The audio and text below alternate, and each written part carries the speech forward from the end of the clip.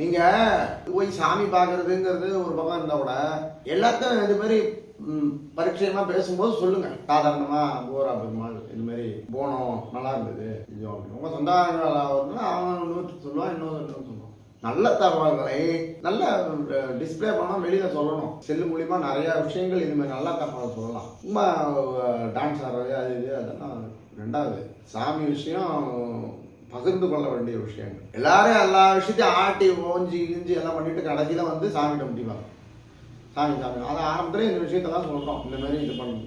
இந்த ஸ்ரீமுஷ்ணம் திருத்தலம் நம்ம சென்னையிலேருந்து போகும்போது கும்பகோணம் போகும்போது சேத்தியாத்தோப்பு மீன் சுருட்டி அதுக்கு முன்னால் காட்டுமன்னார் கோயில் ஒரு விருத்தாச்சலம் போகிற ரோட்டில் 12 கிலோமீட்டர் தொலைவில். இது ஸ்ரீ முட்டம் என்றும் கூறுவார்கள்.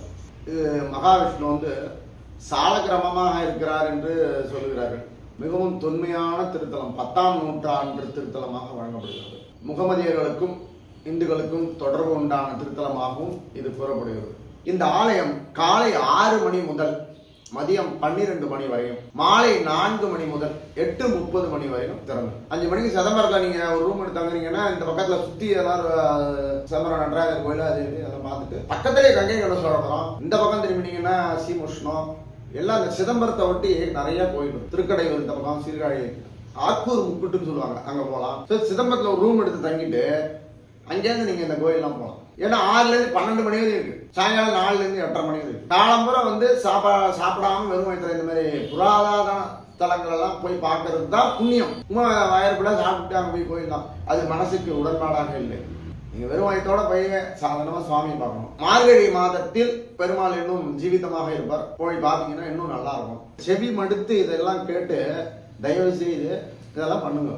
செவி மடுத்து அப்படின்னு சொன்னாலே என் பையன் என்ன பண்றான், நீ சுத்த தமிழ பேசாத, உனக்கு வந்து லைக் வராது அப்படிங்கிறான், பேச மாட்டாங்க அப்படிங்கிறான். வள்ளுவர் வந்து அவ்வளவு குரல் எழுதியிருக்காரு, வள்ளுவர் வந்து அழியாத செல்வம் தமிழ்நாட்டுக்கு அப்படிங்கிறீங்க.